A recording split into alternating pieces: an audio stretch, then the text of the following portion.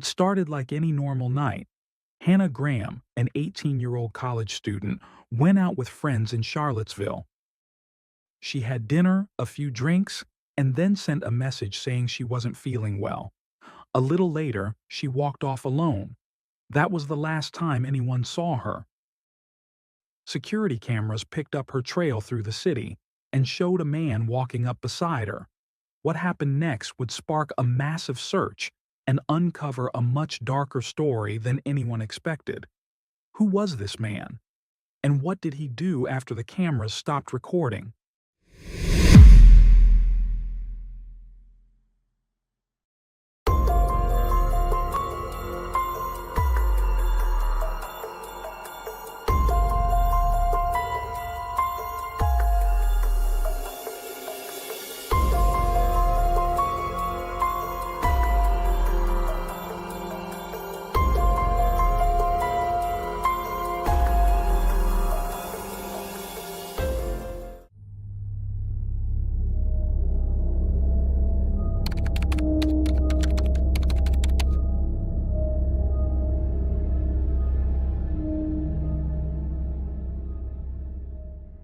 Hannah Elizabeth Graham was born on February 25, 1996, in Reading, England, the cherished daughter of John and Sue Graham. When the family later relocated to the United States, they settled in Charlottesville, Virginia, a peaceful, community-focused town that would shape much of Hannah's life. From a young age, Hannah radiated warmth and intelligence. Her curiosity was boundless, and her love for nature, books, and meaningful conversation made her stand out. Friends and family were drawn to her infectious smile and genuine kindness. She was the type of person who could effortlessly connect with anyone. In school, Hannah was a standout student with a passion for science and music. She was equally at home on the softball field as she was on the stage, participating in both athletics and the arts. Her ability to balance rigorous academics with creative pursuits inspired many of her peers. After high school, Hannah enrolled at the University of Virginia, where she chose to study anthropology and global studies, disciplines that reflected her deep interest in cultural understanding and human connection. University life allowed her to expand her worldview and grow into a confident, socially active young woman.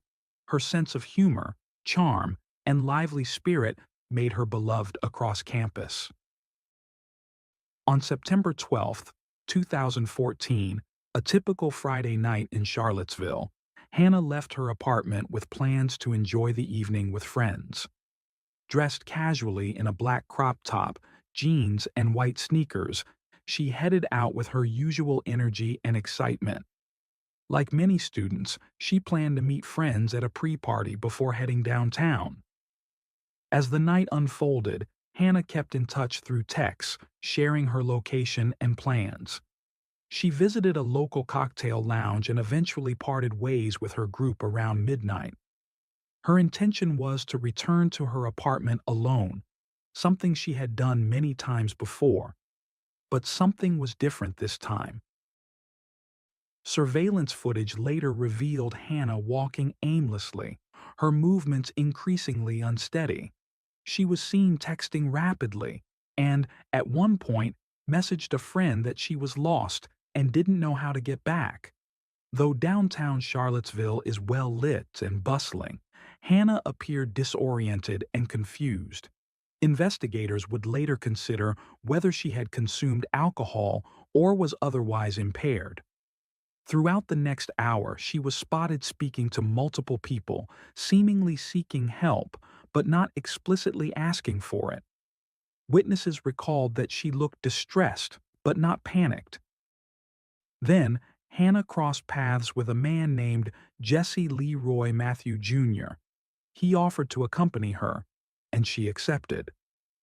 Jesse, 32, was known in the community for his work as a hospital orderly and a youth football coach. At a glance, he seemed like a regular member of the community. But behind the facade was a troubling history. Jesse had previously faced accusations of sexual misconduct, yet had never been convicted, allowing him to continue living among the public without scrutiny. Physically, he was imposing, tall, broad-shouldered, and easily recognizable by his dreadlocks. His approach that night, however, appeared calm and non-threatening. Jesse Matthews' seemingly approachable appearance, paired with a smooth and calculated demeanor, allowed him to gain Hannah Graham's trust at a moment when she appeared vulnerable and disoriented. Security footage later captured the two walking through Charlottesville's downtown mall, an area normally filled with laughter, conversation, and nightlife. But that night, the tone was different. Around 12:45 a.m., surveillance cameras documented Jesse approaching Hannah.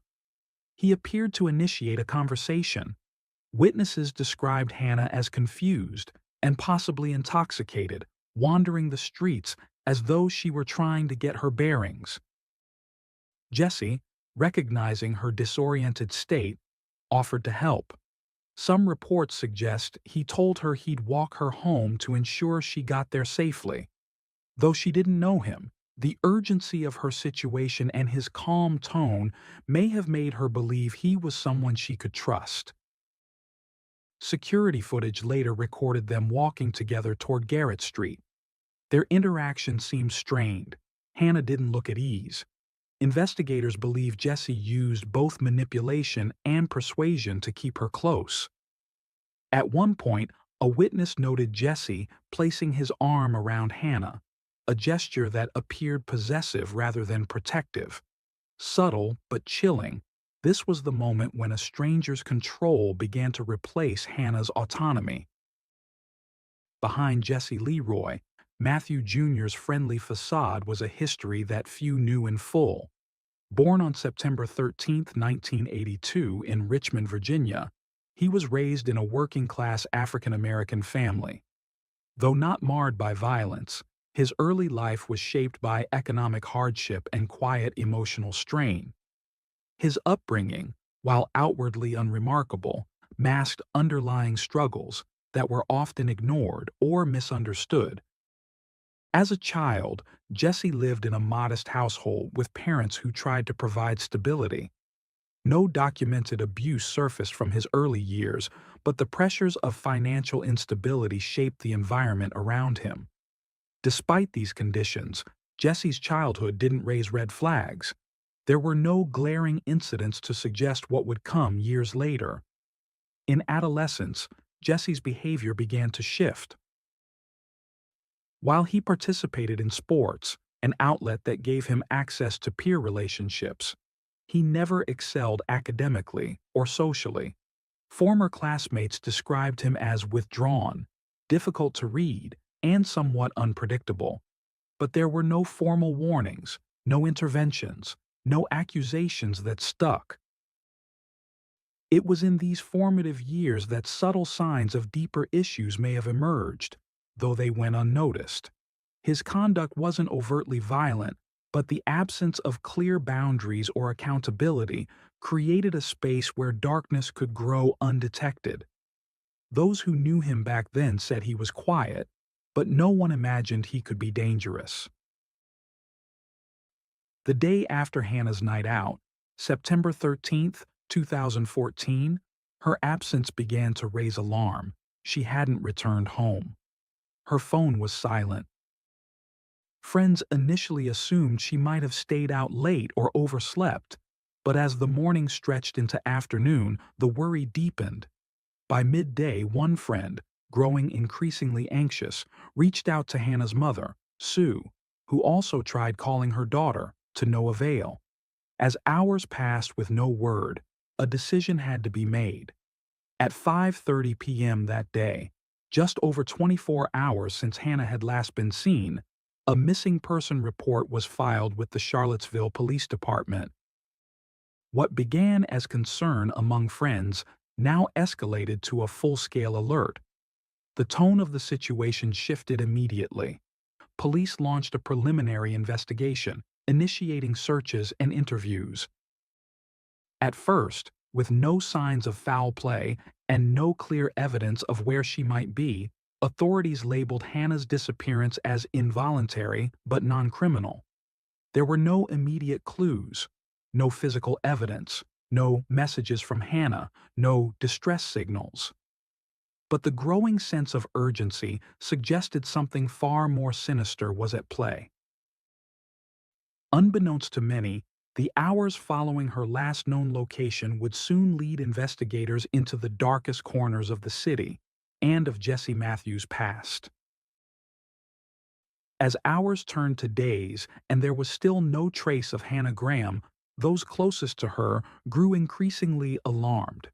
Friends, once hopeful she might simply be unreachable or resting somewhere safe, now feared the worst.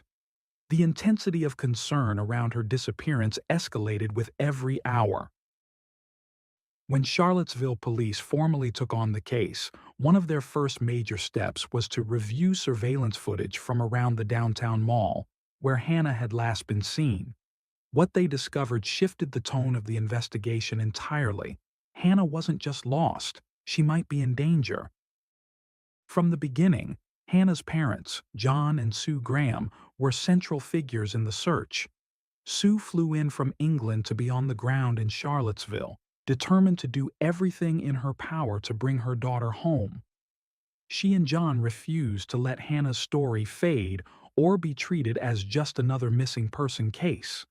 Their visible presence in the media and close cooperation with authorities kept the investigation in the public eye. As investigators combed through hours of footage, a critical piece of evidence emerged.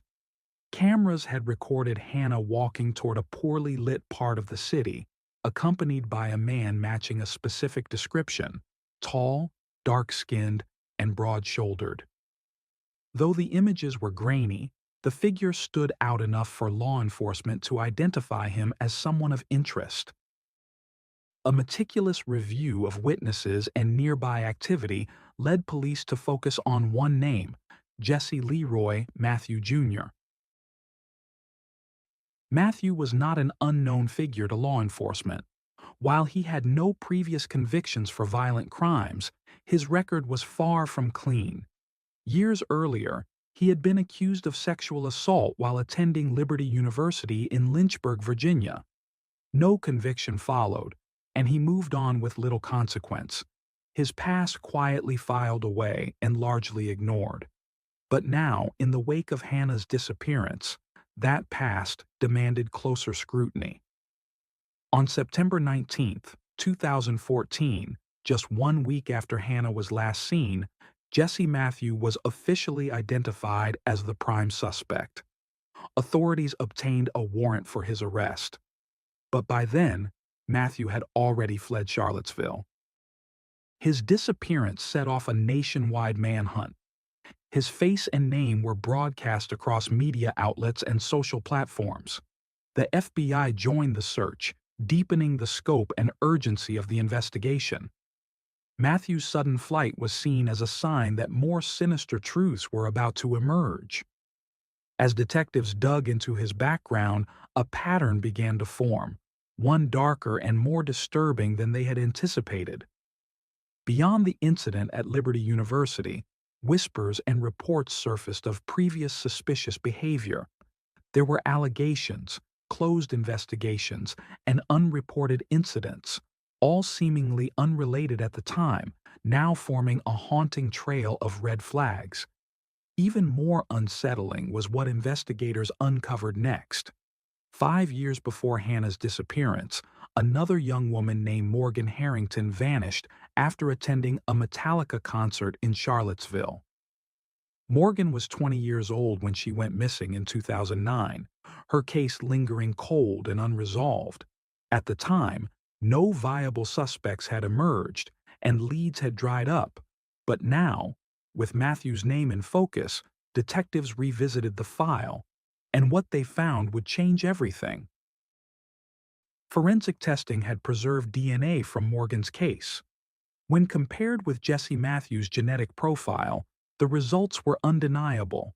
It was a match. The connection between the two women, both college students, both vanished from the same city, both linked to the same man, was devastating. The mystery of one case had begun to unravel another. On September 24, 2014, after days on the run, Jesse Matthew was located and arrested at a campsite in Galveston, Texas. He had tried to evade capture by crossing multiple state lines, but cooperative efforts between federal and local authorities finally led to his arrest. The news hit hard in Charlottesville. For Hannah's family, friends, and the wider university community, the arrest offered a glimmer of closure, but also confirmed their deepest fear that Hannah's story would not end in a safe return. On October 1, 2014, Jesse Matthew was formally charged with abduction and first-degree murder in connection with Hannah Graham's disappearance.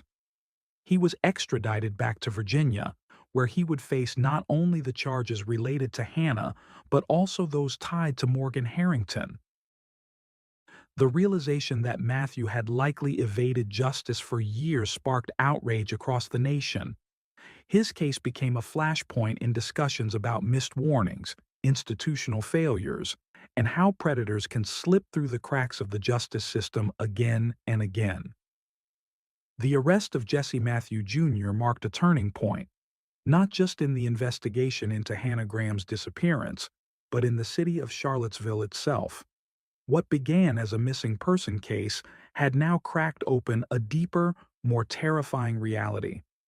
The man in custody may have been linked to more than one unsolved crime. As prosecutors prepared their case, evidence began to pile up. Not only had Matthew been connected to Hannah through security footage and DNA, but forensic analysis linked him to the 2009 disappearance and murder of another young woman, Morgan Harrington. The courtroom would eventually become the place where these disturbing threads came together, and the full magnitude of Jesse Matthews' actions came to light. In Charlottesville, the impact was seismic. A city known for its safety, its sense of community, and the vibrancy brought by thousands of students suddenly felt changed forever. The fear that something like this could happen in such a familiar, trusted place sent shockwaves through the University of Virginia and beyond.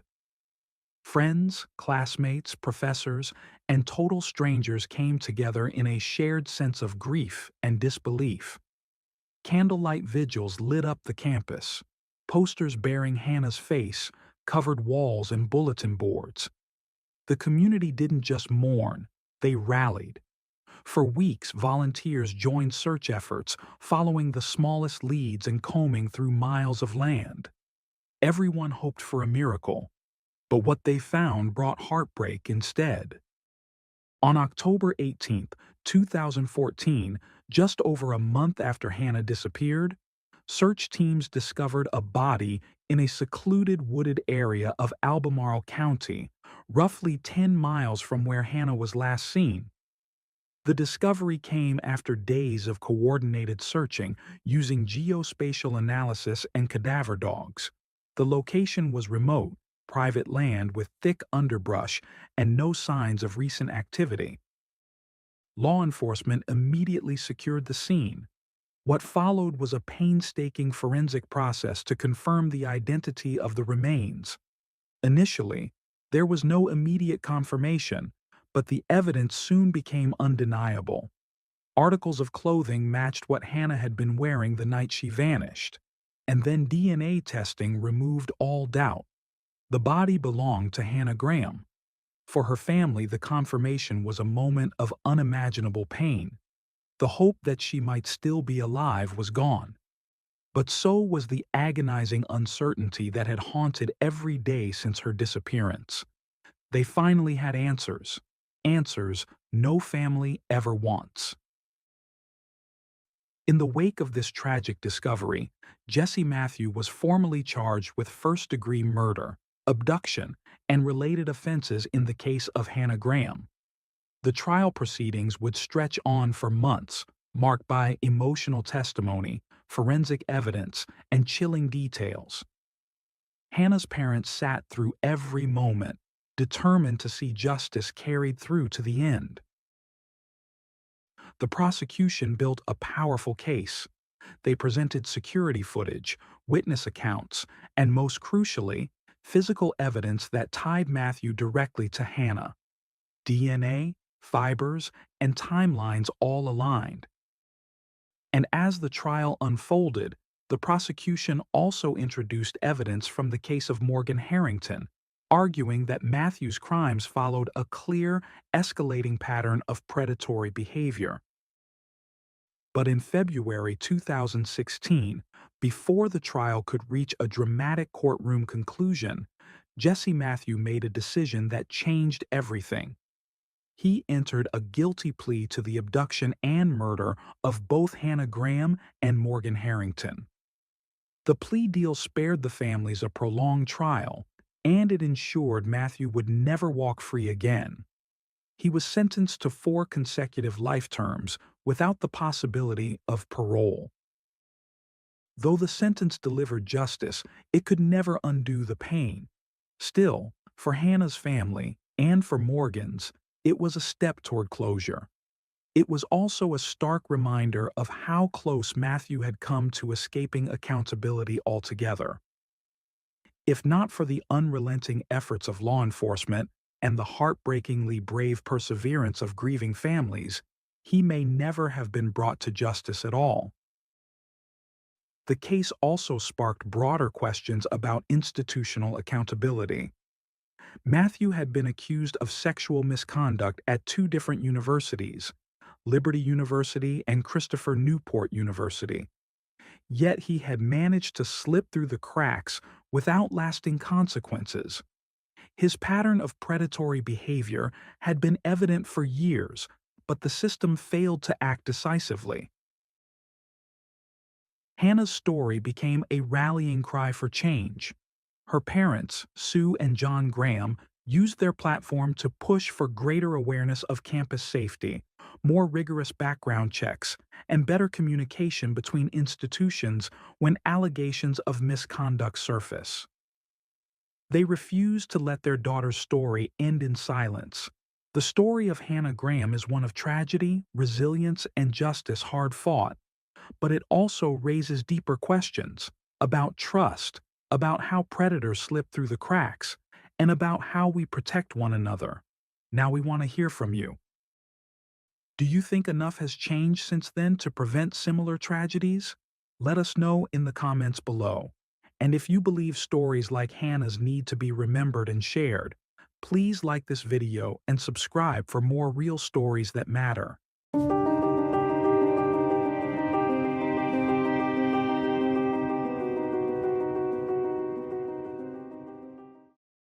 Thanks for tuning in to Unreal True Crime.